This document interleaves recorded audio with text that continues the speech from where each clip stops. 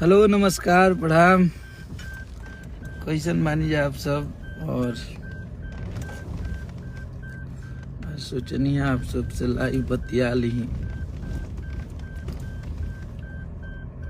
जय हो भाई हमार भाई सतीश जी। और इधर देखिए ये बोलो नंदन है। और इधर मेरा भाई छोटा दीपक है, दिख नहीं रहा है। देखो देखो बहुत अच्छा। अभी मेरा भाई म्यूजिक बना रहा है, बनावत है।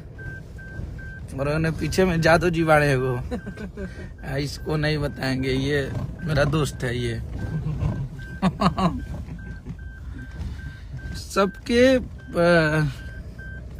अभिनंदन बा लाइव में। कैसन बनी जा आप सब। और हमारे भाई सब, आप लोग बहुत ज्यादा आशीर्वाद प्यार अपना भाई के दिले बनी जा। और हमारे को गाना बहुत ज्यादा लिखल और हमरा कंपनी के गाना है, वो बाज रहल बा हमरा हिट मशीन के। तोरा अखिया के कजरा है जान झगड़ा करा दिले बा।